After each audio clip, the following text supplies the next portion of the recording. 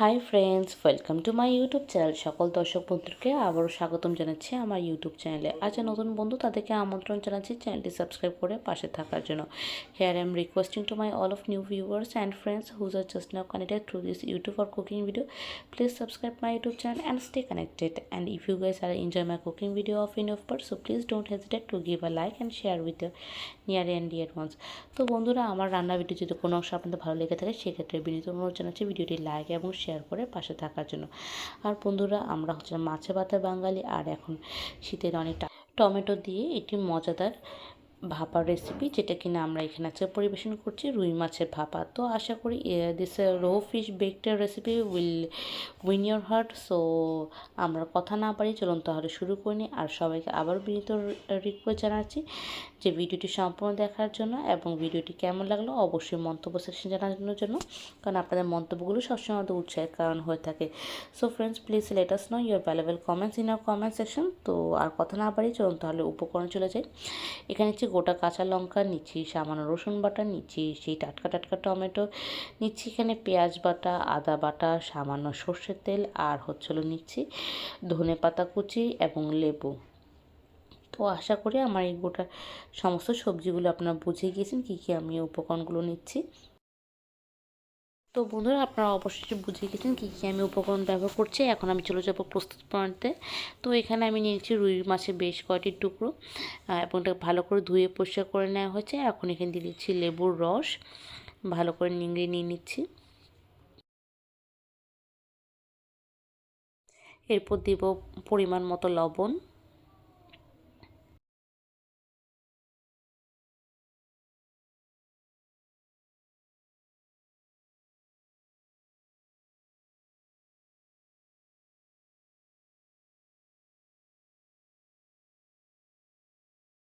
দিয়ে দিব 2 table spoon পেঁয়াজ বাটা, বা একটি বড় একটি পেঁয়াজ নেব, এবং সেই পেঁয়াজ যেরকমটা বাটা হয় সেই পুরোটাই আমি দিয়ে দিব।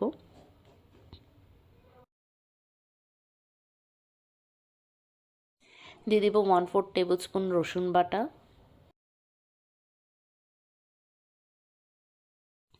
দিয়ে দিব 1/2 টেবিল স্পুন আদা বাটা,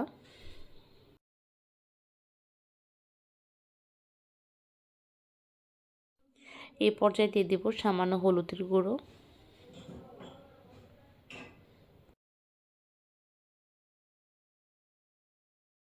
দিয়ে দিব লাল মরিচের গুঁড়ো। তো বন্ধুরা, এই রেসিপিটি আপনারা খুবই ঝটপটভাবে এবং খুবই অল্প উপকরণ দিয়ে আপনারা 20 থেকে 25 মিনিটের টাইম নিয়ে আপনারা এটা বানিয়ে ফেলতে পারবেন খুব সহজভাবেই। তো আর এখন দিয়ে দিচ্ছি এখানে সরিষার তেল, দিয়ে এটাকে ভালো করে ম্যারিনেট করে নিচ্ছি।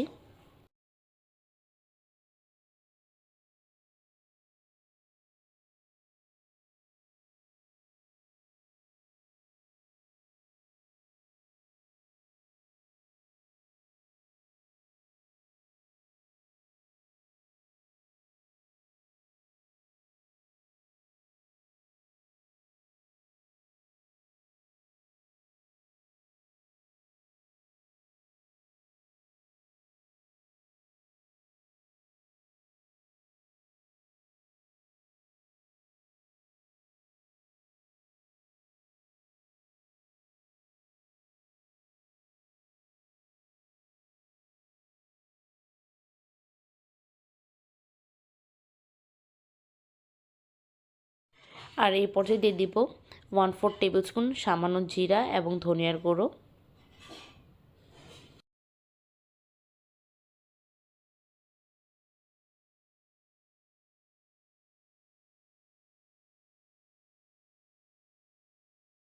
দিয়ে দিব একটি কাঁচা টমেটো, এভাবে করে কেটে নিয়ে নিব, দিয়ে ভালো করে মেখে নিব।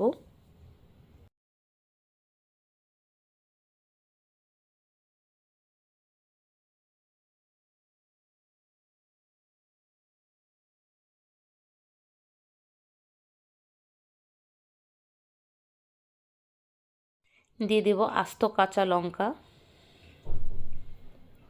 3 থেকে 4টি,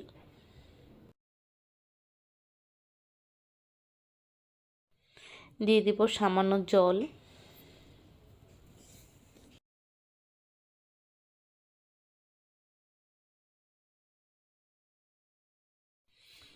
এখন এটি রান্নাতে বসিয়ে দিব।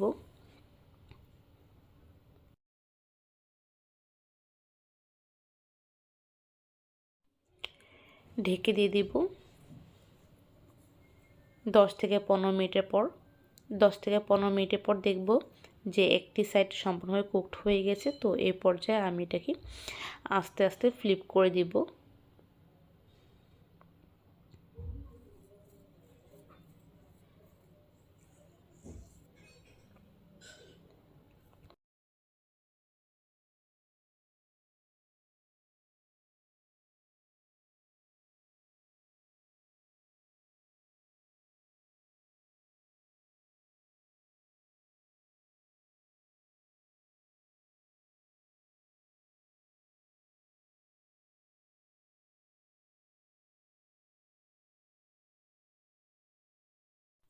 তো এই পর্যায়ে সম্পূর্ণভাবে উল্টানোর পর আমি এটাকে ঢেকে দিচ্ছি আরও 10 মিনিটের জন্য।